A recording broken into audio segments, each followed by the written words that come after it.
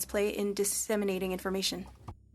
Sorry, Oh. I'm going as the keeper of the time. We are well over 6 minutes, so I do have to apologize. There will be plenty of opportunities to add your answer. So we'll turn to Mr. El-Sud for 6 minutes, please. Thank you, Chair, and thank you all for having me. I am not a usual member of this committee, but I'm here so often I'd like to think it's honorary at this point. To our witnesses, thank you for being with us today. Ms. Reusch, it's a pleasure to see you again. We, of course, paneled together not long ago on a topic that I find feeds perfectly into what we're discussing today. I am one of the younger ones in the House. I say this, and I know that the chair is looking at me with a side eye as I do, which means that I approach many of these conversations with a slightly different lens, a different perspective.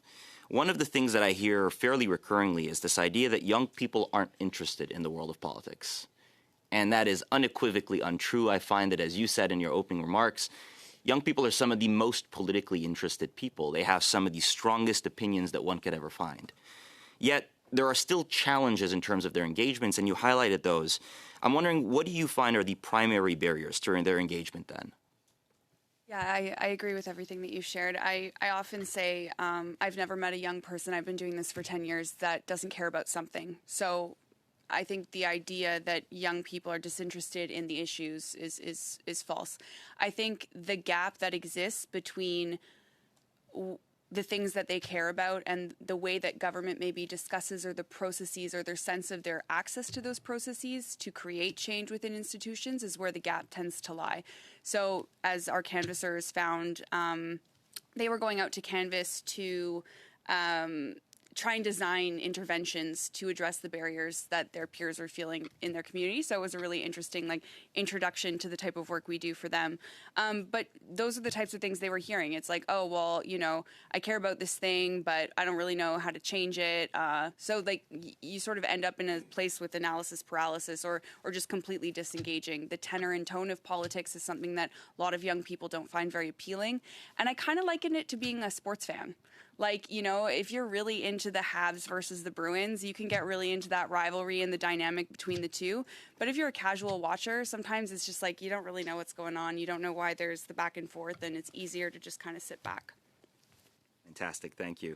I'm actually quite keen on something you said in your opening remarks, this idea of meeting Canadians where they are. And I constantly say this, and I know many in the House do, it's finding people where they are. That is the priority. It's a two-way stream. We engage with them, and they engage back, and that is how it's supposed to be. But if we're not finding them in the places that they navigate, then we're not going to have those conversations. So I suppose my question here is, where do you find young people are least engaged currently?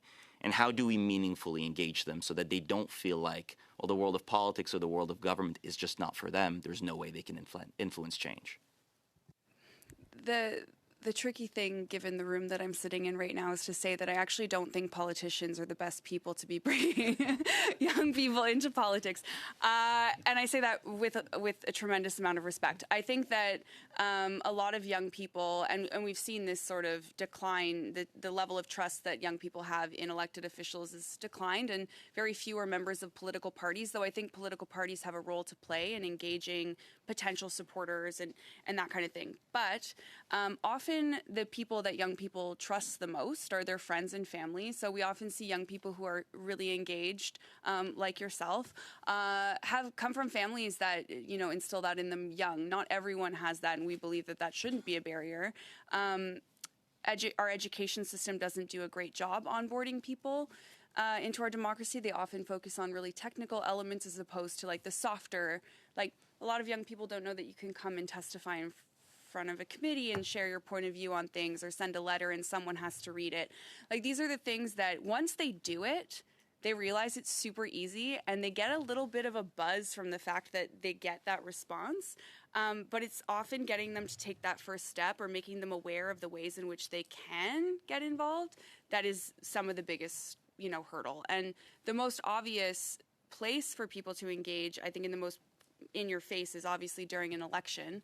But a lot of young people don't feel, for lots of different reasons, that their vote will translate into meaningful change. And that's a lot of the work that we do during elections. But I hope that answers your question. Absolutely. And I also just want to latch on to something you said there. We had a 14-year-old and a 16-year-old testify in one of my sessions during the Heritage Committee. And I can honestly say, and I think there was consensus among us as members, it was some of the most moving testimony we'd heard on the topic at hand. So I wholeheartedly agree. If young people knew that those spaces existed, that they could be involved in those kinds of environments, I think it would be one way of bringing them in. I also hear you on the idea that politicians perhaps are not best suited to bring them into these spaces. And I imagine media literacy kind of plays into that aspect. What kinds of media literacy do you find would most effectively draw them in? You highlighted shortcomings perhaps in terms of the education being a little too material focused rather than what it could mean for them ultimately. How do we effectively convey that there's potential there in the world of government?